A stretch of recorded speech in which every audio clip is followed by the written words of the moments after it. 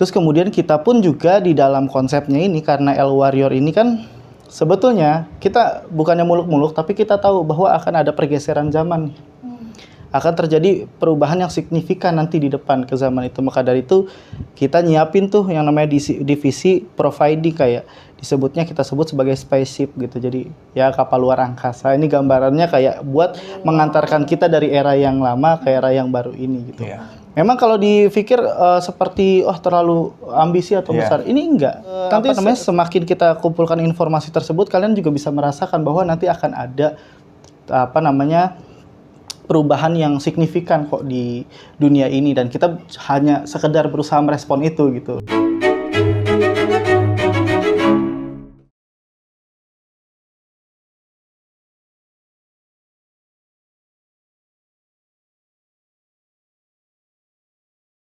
Jadi kalau dari sudut pandang sisi spiritualnya kali ya, aku bilang, jujur kita bangsa yang cukup beruntung sih, kaum manusia. Karena kita masih benar-benar diberkatin banget dan diberikan berkahnya banyak banget.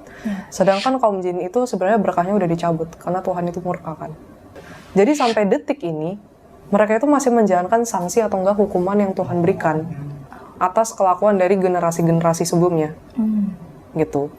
Nah, kemarin aku sebenarnya sempat nanya-nanya dan wawancara sih sama salah satu teman astral aku. Namanya Kalia. Dia itu yang biasa sumber yang suka aku tanya-tanyain untuk konten mitologi. Ya, itu dia lah. Ya, intinya.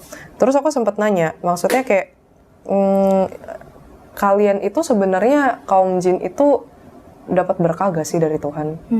Terus dia jawab dengan gamblang dan dengan sedihnya, jujur berkah kami sudah dicabut karena kesalahan-kesalahan yang pernah kami buat dahulu. Terus aku nanya dong, emang kesalahan-kesalahan apa? Gitu kan. Dan dia jawab, kesalahan karena kami menyekutukan Tuhan dan melakukan begitu banyak tindakan kejahatan. Dan ini sebenarnya refer ke cerita kita yang di mitologi. Aku langsung ke flashback waktu itu sama yang cerita kita yang mengenai mitologi, yang mengenai kaum elf, kaum orc, sama kaum centaur kan. Kita baru neliti 3 kaum itu kan. Memang mereka itu kan dulu kan hidupnya sangat amat tenang. Damai, ya gak? Semuanya berkelimpahan apapun itu. Tapi semenjak mereka itu berfokus pada peperangan, mereka itu udah menyekutukan Tuhan, menduakan Tuhan. Jadi mereka itu melakukan kejahatan, kejahatannya seperti apa sih? Kejahatan demi untuk peperangan. Ya melakukan penghabisan nyawa lah. Menumpahkan darah tadi ya. Kerusakan dan menumpahkan darah tadi ya. Benar. Nah ini Tuhan kan murka. Kenapa? Karena nggak sesuai dengan norma-norma ketuhanan yang ada. Mereka melakukan tindakan kejahatan seperti itu untuk demi atas nama peperangan, dan mereka sangat amat mengutamakan yang namanya kekuasaan. Kekuasaan, pokoknya yang mereka cari adalah kekuasaan. Mereka udah melupakan yang namanya Tuhan.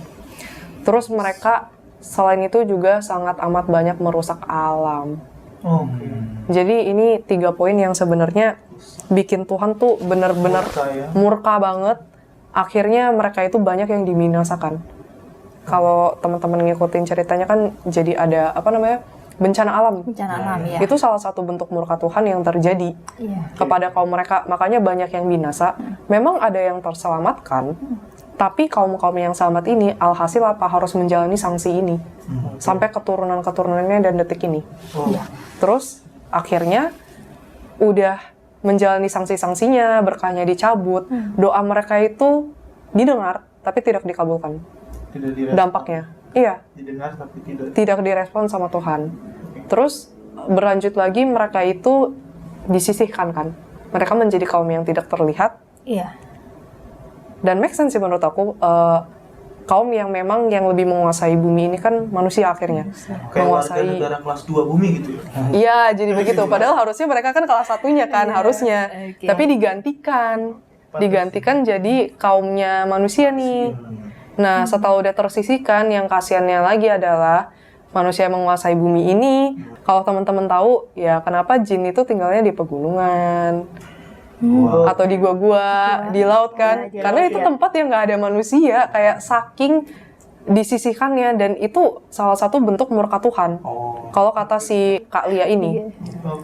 Itu salah satunya sih, dia kayak kasih vision itu sih ke aku. Kayak tempat tinggalnya jadi tersisihkan.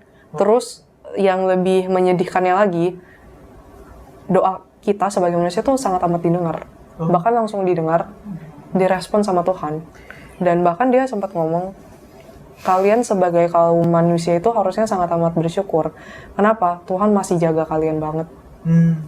Tuhan masih jaga kalian. Tuhan yang aku lihat masih mau ngebantu kalian dalam banyak aspek kehidupan yang mungkin kalian nggak sadarin. Kami di sini itu sangat amat berjuang sendirian, mati-matian. Walaupun mereka percaya Tuhan, kaum-kaum seperti itu, tapi kesannya kayak dibiarkan oleh Tuhan. Makanya hidupnya mereka itu kaum-kaum jin sebenarnya sangat amat kejam juga. Sangat amat kejam. Aku sedikit ini sih ada gambar. Tadi kan doa kita kan lebih didengar Tuhan. Jadi aku ngelihat ada abstrak bahwa ketika kita sedang berdoa itu jin itu ngelihat I'm okay, Gencana, teng, no. Ada gambar. Jadi pantesan maksudnya ada kadang-kadang di kitab suci ini kan kayak di Quran, dan apabila engkau sedang berdoa itu kan jin-jin itu pada mengerumunin gitu kan, kayak seolah-olah kayak mau nebeng-nebeng gitu kan, kayak nebeng-nebeng supaya ibaratnya aduh nih kalau aku ada kedengaran dikit jadi intuisinya dia kayak biar dia ikut doa demikian kayak gitu kan. Oh tapi ini tahu memang aku sempat ngelihat sebenarnya bukan sekali dua kali sih, udah sering beberapa kali. Aku nggak perlu mention agamanya apa, tapi beberapa di tempat ibadahnya itu kenapa ada jin nangkring di situ, sering ada. Udah nungguin ya. Sering ada yang nangkring di situ, dibilang negatif juga enggak, kayak biasa aja nangkring di situ, lu ngapain nangkring di sini gitu kan. Ternyata itu menjawab. Dan Kak Lia itu aku sempat nanya, kenapa kalian itu beberapa itu suka nangkring sih di tempat ibadah? Karena dia bilang karena kalian kaum manusia yang bisa patching ke Tuhan. Kalian yang terhubung sama Tuhan. Kami nggak bisa loh. Jadi kayak kami menggunakan kesempatan itu, dan itu salah satu bentuk usaha kita untuk patching lagi ke Tuhan. Saking. Jadi melalui jalur manusia. Pantes waktu itu Ruhumiyah waktu penelitian ya kan dengan Bang Adam ya, dia bilang bahwa gitu ya kami berharap sama kalian gitu kan. Nah, pernyataan pengharapan pada kalian itu bisa jadi kayak konsepnya ya gitu, nebeng-nebeng ya udah ikut kayak berharap pada kalian kalau kalian bisa. Kalau dipikir-pikir kasihan juga ya Bang Sajid. Itu kena dia. imbas sampai sekarang padahal yang melakukan kesalahan atas-atasnya dia. Itu dia. Iya, itu sama seperti kayak kontrak keturunan gitu nggak sih? Mau nggak mau Mirip, kan murka keturunan. Tuhan. Tapi ini bukan cuma sekedar keturunan tapi satu bangsa langsung kayak gitu. Waduh. Aku rasa karena gini, mereka itu kan yang melakukan tindakan kejahatan itu kan nggak cuma satu kaum kan. Iya. Tapi pada zaman itu memang yang pas aku tahu dari Kak Lia itu, memang kaum jin yang awalnya damai jadi chaos. Terus melakukan kerusakan sana sini, padahal mereka itu awalnya itu kaum yang sangat amat taat sama Tuhan.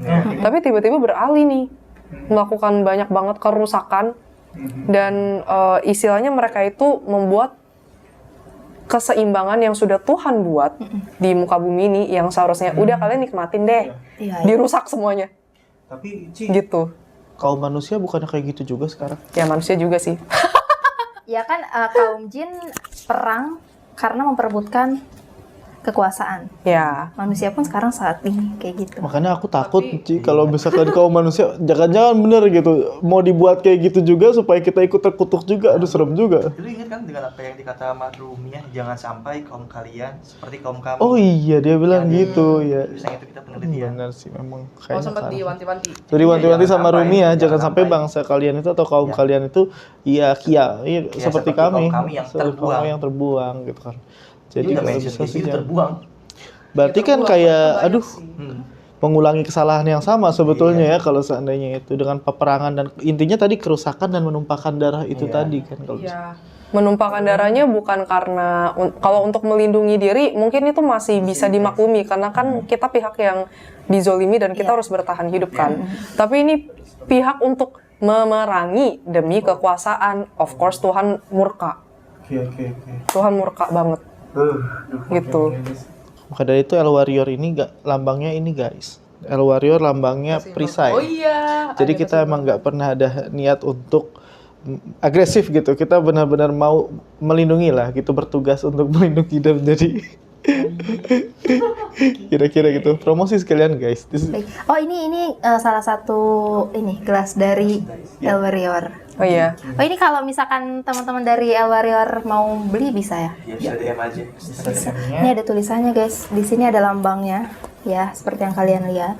Dan di sini ada tulisannya bertugas dalam reaksi keseimbangan dan spiritual. Wow.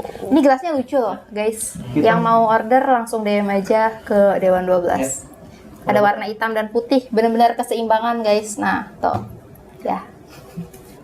Nah, aku lanjut ya yang diutarakan oleh si Kalia ini karena menurut aku kata-kata dia itu cukup menampar tapi sekaligus menyentuh hati sih. Oke. Dia juga bilang kalian manusia itu harusnya lebih banyak bersyukur karena kami itu bangsa jin yang sedang menjalani karmanya kita. Karma. Dia ngomong karma. Kita itu dulu nggak bisa bertanggung jawab dari apa yang udah Tuhan berikan tanggung jawab kepada kita. Jadi jangan sampai kalian lakukan kesalahan seperti kami lagi. Dan kami yang mau patching ke Tuhan itu sebenarnya lebih ke arah pengabdian kami sih ke Tuhan. Supaya Tuhan itu mau memaafkan kesalahan-kesalahan kami. Kami itu sampai sekarang itu sebenarnya masih di fase yang berusaha. Iya. Gitu. Berbeda sama kalian yang memang apa-apa sudah disediakan sebenarnya sama Tuhan tanpa perlu kalian capek-capek lah. Memang kalian berusaha, tapi masih ada bantuan dari Tuhan. Iya. Gitu sih. Menurut aku cukup kena. Oke, tapi kan di sini kan tadi dikatakan bahwa emang jin itu berkahnya udah dicabut banget. Iya, udah Manusia masih diberkahi. Tapi ada nggak sih manusia yang memang sudah tidak diberkahi lagi? Ada ciri-cirinya nggak sih? Ada. Ini lihat. Kok saya kaget? Ada faktanya. Jadi nggak cuman kaum jin doang yang berkahnya dicabut. Tapi ada manusia-manusia yang aku lihat memang berkah-berkahnya dicabut. Ada dua sih. Yang pertama itu memang manusia yang sudah bersekutu dengan kaum kubu kiri. Oke. Itu Tuhan pasti nggak berkenan. Misalnya kayak, oke, lu udah milih jalan itu, lu tanggung jawab dengan lu tanggung jawab sama pilihan lu sendiri. Iya. Gue udah nggak mau nanggung. Tuhan itu udah nggak mau nanggung lagi. Makanya jiwa dan kehidupan kita sudah ditanggung oleh Kubu kiri. kubu kiri. Dan mereka bisa otak-atik kehidupan kita segimana rupanya, sesuai yang mereka mau. Iya. Nah, terus yang kedua itu memang manusia-manusia yang nggak bersyukur banget sih, dan malah menyalahkan Tuhan. Banyak fase kenapa manusia akhirnya nggak dapat berkah dari Tuhan. Mereka itu jadi banyak banget dapat masalah-masalah hidup. Kepahitan hidup yang nggak habis-habis. Nah, itu kita harus introspeksi diri lagi sih.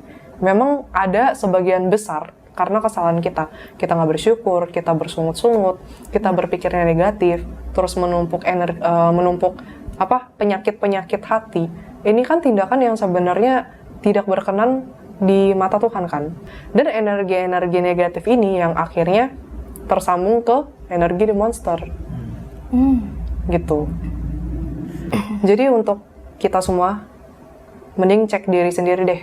Kalau kita banyak masalah, banyak penyakit hati, berkah-berkah Tuhan nggak akan datang. Contoh-contoh dari berkah itu apa sih? Contohnya bantuan dari Tuhan. Iya. Bantuan dari Tuhan dalam bentuk apapun itu, jadi nggak cuman mengenai materi.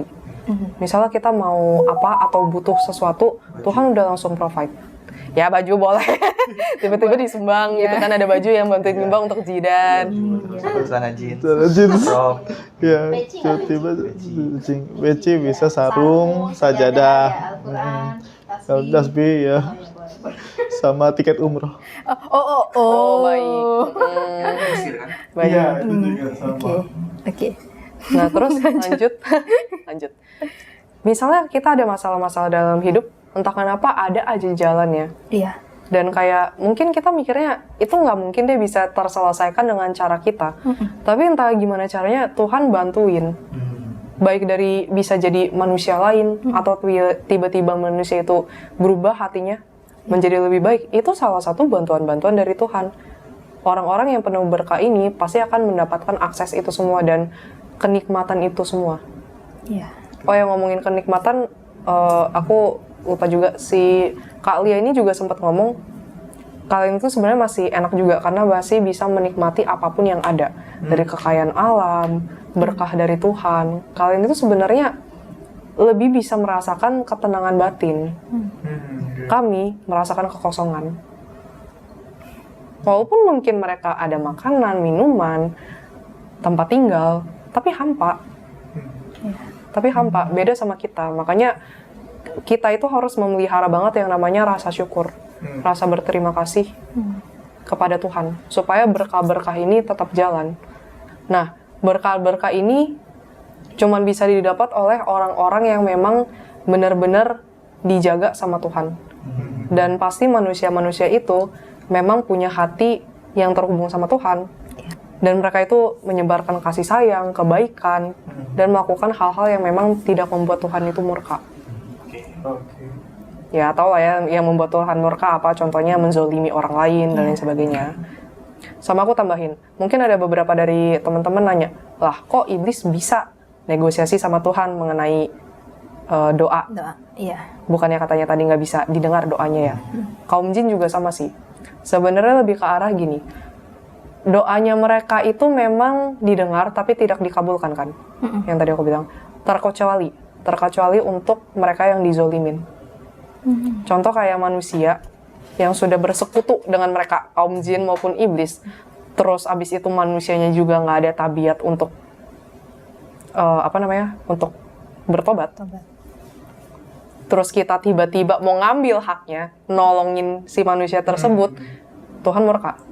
Itu salah satu bentuk zolim. Karena kita udah mengambil hak milik mereka. Makanya kenapa doa mereka lebih bisa didengar. Hanya ketika mereka itu terzolimi, ya Tuhan kan maha adil kan. Tuhan masih ada bagian adil ketika makhluknya yang dizolimi, Tuhan pasti dengar. Itu sih tambahan dari aku. Jadi pesan selanjutnya adalah jangan zolimin guys kepada sesama juga. Siap. Iya, karena Tuhan pasti melihat setiap tindakan kita. Dan Aku mau nanya ini dong, apa namanya? Tadi kan jin ini kan berusaha untuk Tuhan mau mau mengabulkan doanya si jin kan. Nah, kalau manusia yang nggak diberkahi, itu kan otomatis kayak doanya pun udah mungkin didengar tapi nggak direspon. Ya. Tapi kalau misalkan orang-orang dengan yang udah dicabut berkahnya dan kemudian benar-benar mau bertobat, apakah dia akan kembali diberikan berkah itu? Untuk manusia Tuhan masih kasih kesempatan. Tapi yang namanya bertobat itu udah kayak janji kita kepada Tuhan nih. Jadi harus hati-hati ketika kita menggunakan kata bertobat. Bersungguh-sungguhkah kita atau enggak? Atau kita masih mau ngulangin kesalahan yang sama? Pasti banyak banget perubahan yang terjadi ketika manusia itu memang udah mau bertobat. Tapi again, kata bertobat itu harus hati-hati karena Tuhan nilainya dari hati kan. Benar. Butuh kesungguhan benar-benar 1000% bahkan. Kalau kita ada 1% keraguan untuk bertobat dan misalnya bisa gak ya atau enggak deh nanti, itu udah nggak termasuk sih menurut aku. Gitu. Dan apa ya? Ini aku share sedikit ciri-ciri orang yang diberkahi. Yang mungkin biar teman-teman bisa lebih aware lah. Tapi ini menurut versi aku yang aku dapatkan dari ketika lapangan. Nanganin klien, terus juga ada mungkin pengalaman pribadi, terus sama intuisi masuk. Jadi ya gini, kalau menurut versi aku ya, ciri-ciri orang yang diberkahi. Nomor 1, mendapatkan perlindungan dari Tuhan dari segi apapun. Jadi kita pasti dapat perlindungan dari Tuhan itu dari segi perlindungan dari astral. Iblis kan banyak kan berkeliaran di luar sana. Benar. Ditambah ada jin yang kadang juga membantu menyesatkan kita juga. Kita bisa aman dari itu semua. Bisa aman. Terus juga perlindungan dari Tuhan itu bisa juga dari masalah-masalah yang ada. Misalnya bukan kita yang membuat masalah, orang lain yang membuat masalah, kita bisa lolos dari masalah itu. Yang memang niat orang tersebut adalah jahat. Itu bisa, misalnya ada orang yang jahat, pengen jahat ke kita juga, itu kita bisa terhindarkan. Itu salah satu perlindungan Tuhan yang gak harus dalam bentuk materi.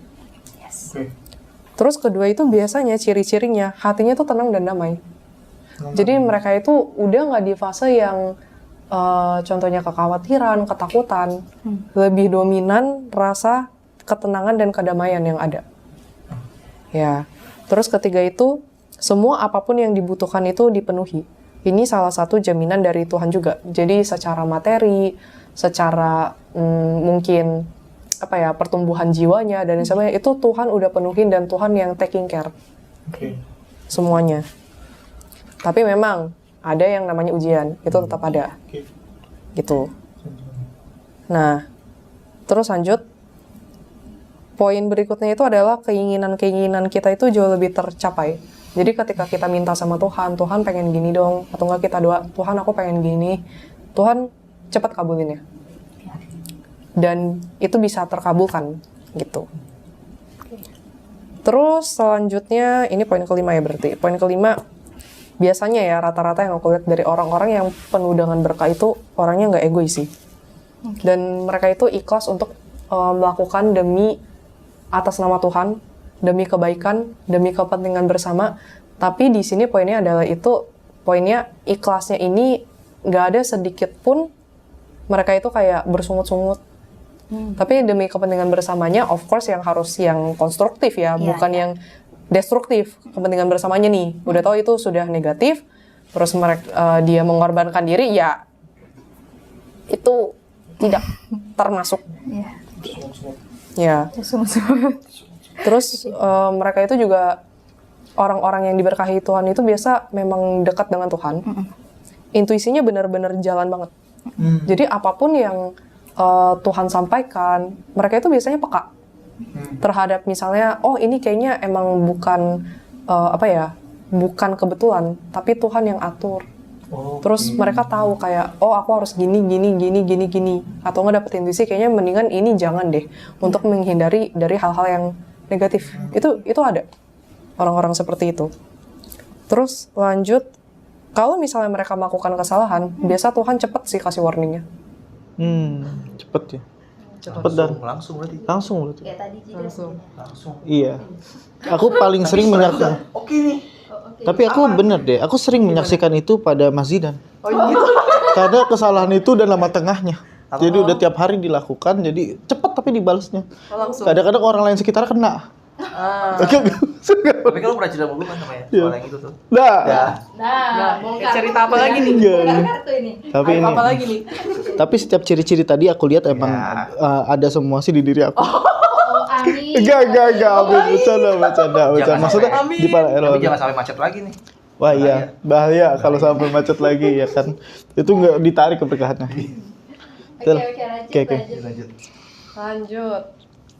Mereka itu pasti bisa menikmati apapun yang Tuhan berikan. Jadi hatinya nggak akan kosong, nggak akan hampa. Mereka menikmati.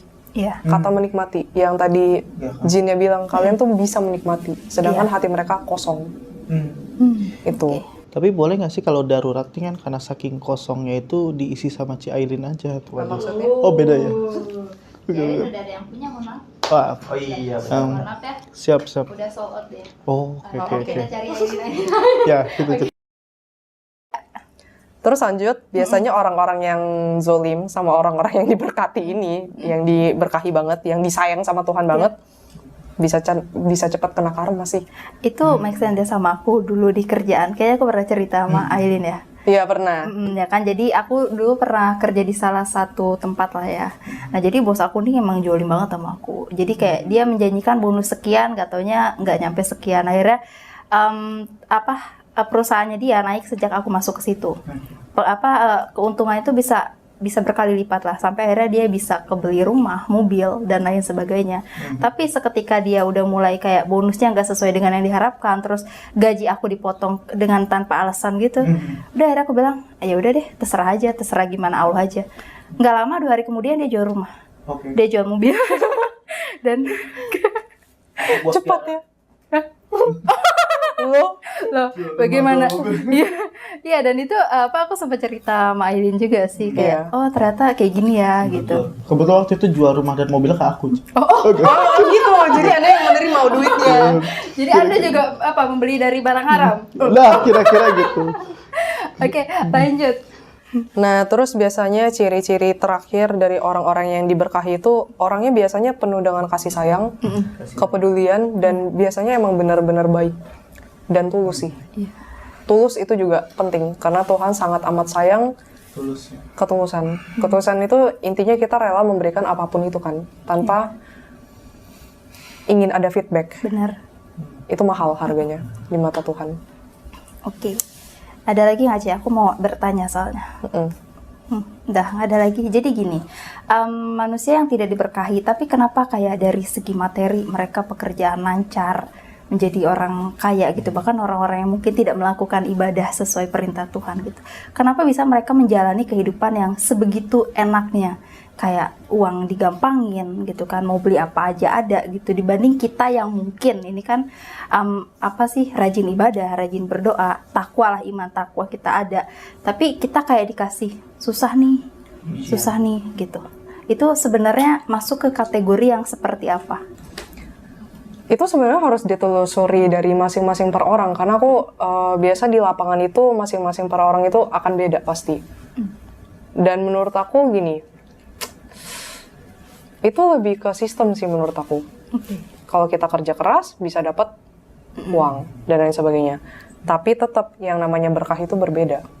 Berkah itu memang butuh yang namanya koneksi kita ke Tuhan, dan itu sebenarnya bisa dibilang spesial lah. Spesial.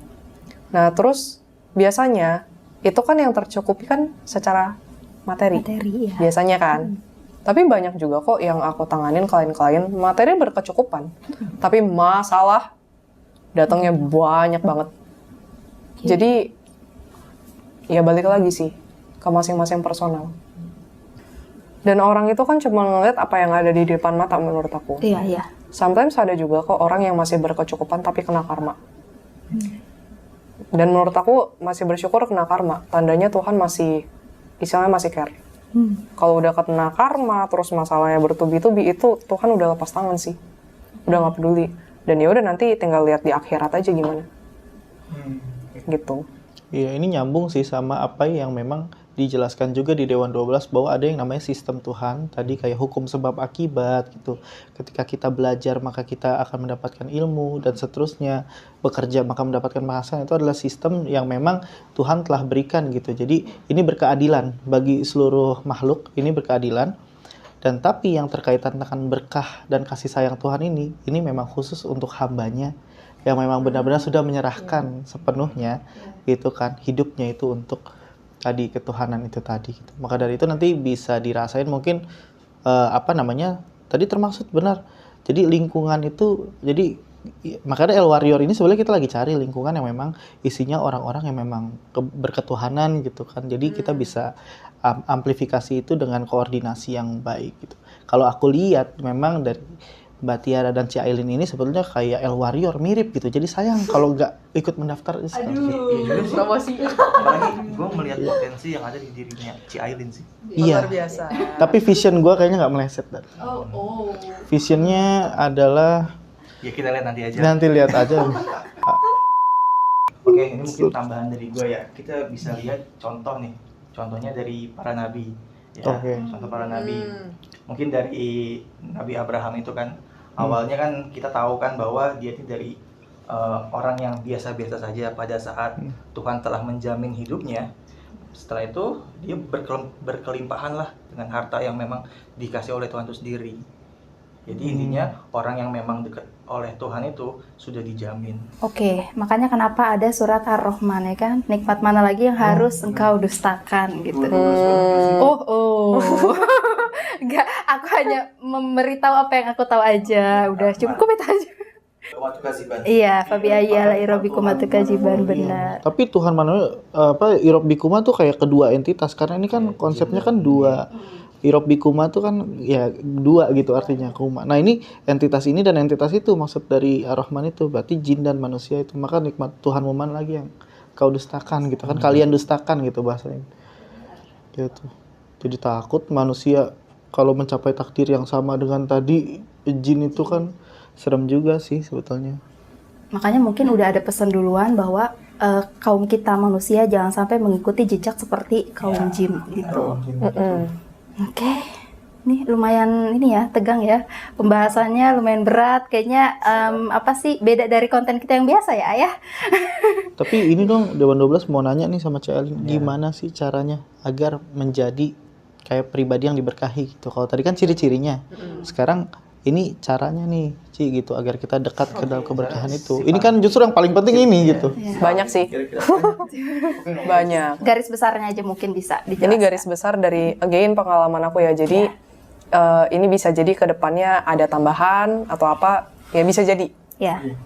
Nah, kalau gimana caranya? Yang pertama itu ya kita bener harus punya hati yang bener-bener sayang banget sama Tuhan dan gak menduakan Tuhan. Iya. Tidak menduakan Tuhan itu salah satunya juga tidak bersekutu dengan kaum kubu kiri. Gitu. Terus yang kedua itu kita melakukan tugas dan tanggung jawab dengan baik. Ya pasti setiap dari manusia nggak luput dari tugas dan tanggung jawab yang ada di dunia ini. Ya. Jadi lakukanlah itu sebaik mungkin. Istilahnya pertanggungjawabkan apa yang bisa kalian lakukan sebaik mungkin di depan Tuhan. Jadi ketika nanti kita semua pada saat kita udah dicabut nyawanya dan dihadapkan ya di meja pengadilan Tuhan, kita bisa pertanggungjawabkan apa yang kita lakukan. Gitu. Next yang ketiga, percaya dan berserah total sama Tuhan.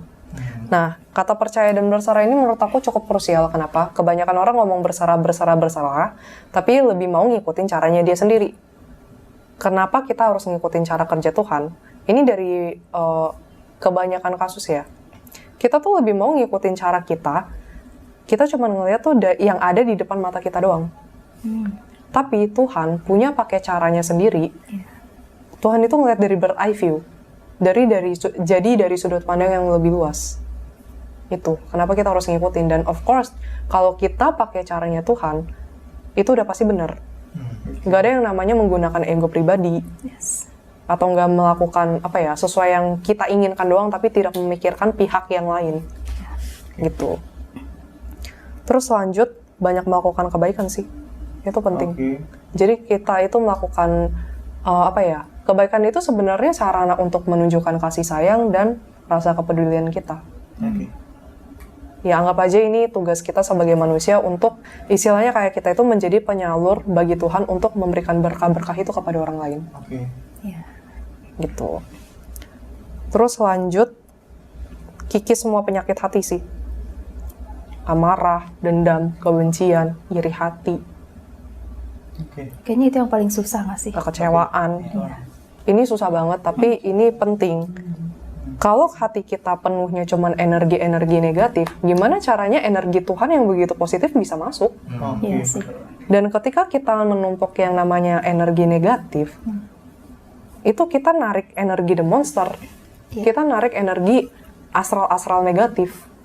Yang akhirnya astral negatif itu atau enggak the monster itu bisa menguasai kita.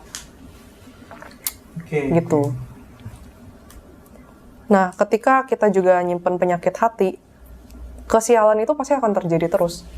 Banyak masalah lah, abis itu kenapa merasa orang gak sayang sama kita dikhianatin, dan berbagai macam banyak drama-drama yang ada di hidup kita. Dan ya bisa jadi selain kena masalah-masalah itu, kita juga ada plus tambahan kena karma yang harus kita bayar lagi. Karma means consequence. Aku ngambil konsep karma means consequence. Jadi setelah kita melakukan tindakan ya kita harus bertanggung jawab karena memang hukum alamnya seperti itu. Ya kan? Terus lanjut, jangan zolim atau nggak jahat. Ya aku rasa untuk teman-teman yang baca kitab suci harusnya tahu lah ya, yang minimal 10 perintah Allah itu ya taati lah. Jangan zolim, jangan jahat pada orang lain. Terus ini juga penting sih menurut aku. Next, kikis ego dan ambisi pribadi. Ketika kita masih punya ego, kita lebih ngikutin maunya kita. Jadi kita nggak mengikuti algoritma yang punyanya Tuhan nih. Kita lebih ngikutin algoritma maunya kita doang. Dan ketika seseorang ambisi, aku kurang suka dengan kata ambisi ini sendiri sih. Mungkin bagi sebagian orang menganggap bahwa ambisi itu diperlukan untuk meningkatkan drive kita untuk mencapai pencapaian sesuatu. Tetapi orang nggak sadar, malah banyak kan. Ketika orang ambisi itu, dia udah nggak peduli lagi. Benar. Dia nggak peduli dengan apa yang benar dan salah. Dia cuma peduli goals-nya dia harus tercapai. Goals-nya ini. Tapi ketika seseorang mencapai goals, itu kan ada proses kan. Proses ini harus benar. Aku percaya kalau proses kita benar, pasti hasilnya dapat. Nggak mungkin nggak. Itu udah hukum alam. Tapi orang pengennya prosesnya itu sesuai yang dia mau atau nggak kayak dipercepat. Goalsnya yang dia dapat. Tapi tanpa disadari juga kan, ambisi itu bisa jadi penghancur justru. Pasti akan menghancurkan, baik diri sendiri, baik orang lain. Iya. Sih. Dan akan mengorbankan si ambisi. Biasanya ya orang-orang ambisi. Terus lanjut, lepaskan semua kemelekatan. Ini berhubungan dengan yang unsur yang poin pertama yang tidak menduakan Tuhan. Sometimes kita nggak sadar kemelekatan terhadap apapun, itu kita udah lebih, istilahnya energi hati kita udah diisi sama barang tersebut, orang tersebut, atau enggak masalah tersebut. Jadi itu yang di nomor satu kan di hati kita nih. Iya. Gitu. Ketika kita benar-benar lepas dari kemelekatan, tindakan kita akan jauh lebih netral. Contohnya, kayak kita misalnya sayang banget sama pasangan kita, bucin. Ya kita akan melakukan apapun itu demi dia. Contohnya ngorbanin duit orang tua untuk dia. Ya itu bisa. Seng? Bisa. Gimana, Seng? Seng ya. Oke. Biasa orang-orang yang kemelekatannya kuat terhadap sesuatu, itu pasti jadi error banget. Itu udah pasti. Pasti. Dan kemelekatan itu nggak cuma terhadap benda, manusia, tapi bisa juga terhadap masalah. Salah. Ingat, masalah, kekhawatiran, ya itu bisa ya. Terus lanjut, ini berhubungan dengan yang masalah, jangan terlalu terpaku sama masalah. Mulai berserah sama Tuhan dan ikhlas. Ikhlas means kita udah benar-benar nggak punya perasaan apapun itu terhadap masa lalu. Jadi ketika kita melihat masalah-masalah yang ada di dalam hidup kita, kepahitan dalam hidup kita, kita cuma ngeliat as in memory. Tapi kita yaudah flat hatinya.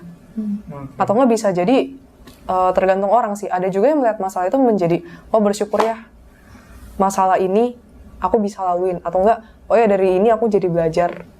Atau enggak, oh ya Tuhan nunjukin nih dari masalah ini aku jadi lebih bangkit lagi setelahnya. Gitu. Jadi harus diisi sama energi-energi yang either netral atau enggak harusnya positif. Benar-benar. Bukan yang kekesalan, kepahitan, kesedihan. Dan ini biasanya kalau aku tipsnya minta tolong sama Tuhan kalau aku nggak bisa nolong diri aku sendiri lagi terhadap luka masa lalu. Tuhan tolong tunjukin jalannya. Tuhan tolong tunjukin jalannya. Dan pelan-pelan bisa kok Tuhan tunjukin jalannya. Dan yang terakhir, jangan lupa bersyukur. Kata bersyukur itu juga penting. Bersyukur means kita menghargai apapun yang Tuhan berikan. Dalam bersyukur kita bisa menikmati yang Tuhan berikan. Tuhan gak memberikan kita kekurangan satu apapun loh. Benar. Bumi aja udah dikasih untuk kita tanggung jawab. Nikmat dari yang bumi berikan udah diberikan kepada kita. Contohnya kayak makanan, minuman, pemandangan yang bagus, sumber daya alam yang segitu bagusnya, kurang apa lagi? Dan ketika kita menghargai, berarti kita benar-benar melihat suatu nilai yang benar-benar value, yang sebenarnya itu memiliki unsur ketuhanan. Pasti. Jadi hargailah apapun yang kita punya, sekecil apapun yang kita punya dalam hidup kita. Pasti masih banyak hal yang bisa kita syukurin. Jangan cuma fokus sama masalah, tapi kita harus benar-benar bersyukur hal kecil apapun. Contoh simpel kayak, Tuhan terima kasih udah bisa nikmatin tidur di ranjang yang mungkin seadanya. Tuhan terima kasih aku masih bisa makan. Tuhan terima kasih aku masih bisa nafas. Orang lain aja masih butuh oksigen. Mesin oksigen itu untuk nafas. Ya kan? Jadi benar-benar harus bersyukur sih. Jangan sampai berkah-berkah yang masih ada dalam kita. Contohnya kayak nafas dan lain sebagainya itu dicabut. Bakal sakit banget sih. Di teman aku juga bisa mensyukuri bahwa tidur di atas kasur Agril tidak dipompa.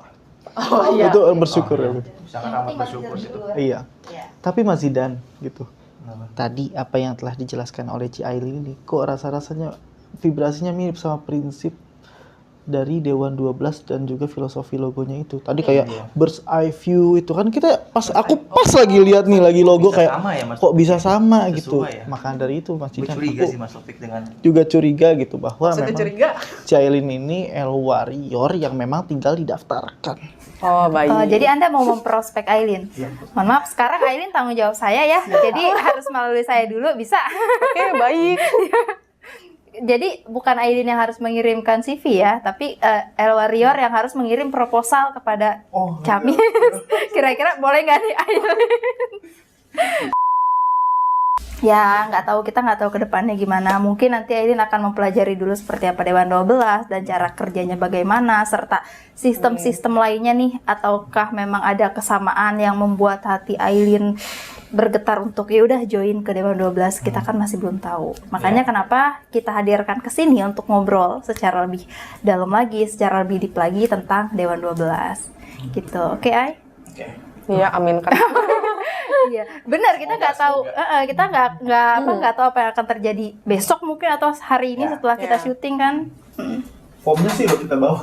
Oh, baik. Oh, agak berat ya ini ya. Makanya disediain 4 gelas ya. Iya, pantes. Oh, jadi ini buat Camis gitu 2 gitu. Oh, luar biasa. Oke, bajunya ada sekalian buat Camis nggak? Ini langsung. Aku penasaran sih, ini kan tulisannya bertugas dalam reaksi, keseimbangan, dan spiritual. Iya. Gimana tuh, bisa jelasin nggak? Nah, Mas Jidan. sebelum kita closing ya, mungkin ada penjelasan lebih lanjut.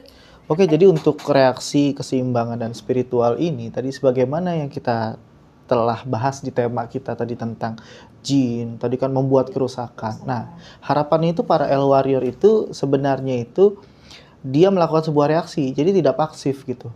Ketika melihat kerusakan, dia melakukan aksi perbaikan gitu. Untuk apa? Untuk menyeimbangkan, tadi kan gitu. Pada dasarnya kan Tuhan telah menciptakan ini dengan keseimbangan gitu kan. Tadi kembali lagi ada faktor-faktor atau pihak-pihak, entitas-entitas yang memang membawa kerusakan dan tadi seterusnya. Nah, maka dari itu logo kita kan di sini bentuknya perisai gitu kan. Jadi memang kita nggak agresif, tapi kita bereaksinya itu untuk tadi menyeimbangkan dan meningkatkan spiritualitas kita kepada Tuhan gitu. Outputnya lebih di spiritualitas nanti. Nah, jadi itu garis besarnya atau tagline-nya dari El Warrior, reaksi, keseimbangan, dan spiritual guys. Gitu. Ya, jadi gue teringat di salah satu ayat kitab Mazmur bahwa bumi ini akan diwarisi kepada orang-orang yang benar nih. Jadi guys, intinya kan kita memang membahas awalnya itu kan memang mengenai mitologi. Ya. Fokusnya memang ke jin, iblis. Dan iblis. Tapi ya adanya rempet dikit ke ya manusia lah. Nah, terus ya intinya cerita apapun itu mengenai kaum jin, manusia, dan iblis itu ya itu dijadikan pembelajaran aja sih untuk kita semua ya. Benar. Nah, untuk dari tim Dewan 12 gimana? Ada yang ingin disampaikan lagi gak mengenai jin, manusia? Mungkin dari tema ini kita sudah jelas ya, salah satu pesan yang paling signifikannya itu tadi ketika memang telah dinyatakan bahwa bangsa jin ini juga melakukan kerusakan dan pertumpahan darah tadi, ini jangan sampai terjadi sebetulnya di bangsa kita. Sehingga kita bisa mengambil pelajaran dari makhluk ciptaan sebelumnya dan kita tidak mengulanginya lagi. Dan ingat, iblis sudah ada rencana gitu, mau menjadikan kita sebagai pihak yang sama dengan bangsa mereka. Mungkin itu adalah pesan yang paling penting sih dari pembahasan hari ini gitu. Sehingga kita bisa memilih tuh energi, memilah gitu energi-energi mana yang harusnya ada pada diri kita tadi. Mungkin di situ. Sudah ada pesan kan tadi kan dari teman asal juga kan sebelum kita melakukan penelitian, jangan sampai kita menjadi bangsa jin juga yang dibuang gitu sih. Oke. Jangan sampai seperti itulah kita terbuang ya, dan juga jangan sampai kita nih umat manusia tidak diberkahi ataupun dicabut berkahnya oleh Tuhan. Betul. Oke. Udah cukup? Udah. Cukup selesai dan luar biasa pembahasan hari ini ya guys ya. Tepuk tangan dulu dong. Ini the first time sih, kayak dari aku dari pengalaman supranatural, terus kayak dari mereka ternyata bukti tertulisnya ada dan bisa disampaikan oleh Dewan 12. Iya, benar. Ya. Apa mau request lagi next konten bakal di sini lagi? Atau mungkin Mbak Camis ke sana? Oh, Itu sih. Lebih request itu sih. Oke, baik. Gimana caranya kamu? mohon maaf kalau saya sebagai divisi apa ya, saya tidak mempunyai keahlian yang seperti Connection sih. Konektor. Oke, kita bahas di belakang layar ya. Karena akhirnya udah aus, udah pada lapar. Habis ini tetap di prospek kayaknya kita Iya. ya. Divisi karma kan. Oh, wow, Divisi karma. Ngeri. Bener banget. Oke, dan ini ada konten terlama kita di mana kita syutingnya kurang lebih 3-4 jam. Luar biasa. Karena ngobrolnya dulu ya biasalah, orang baru ketemu baru kenal. Kemarin ketemu pun karena segmen berbagi, jadi nggak banyak ngobrol kayak sekarang. Ya, gitu tapi sempat sharing-sharing dikit, akhirnya tercetuskanlah bahwa kita akhirnya mereka nanya mau gak collab, soalnya kan dari pengalaman aku dan apa yang mereka temukan dari kitab suci atau nggak pembelajaran dari yang tertulis manapun itu ternyata bisa loh ada titik tengahnya. Iya, benar banget. Dan guys, kalau misalkan nggak suka dengan konten ini boleh di skip aja, tapi please jangan meninggalkan jejak dengan head comment kalian. Ya kan, bijak-bijaklah dalam menonton dan dalam berbicara. Dan terima kasih telah menyaksikan video ini sampai akhir. Sampai jumpa di konten-konten selanjutnya. Jangan lupa terus di subscribe, like, comment, dan share.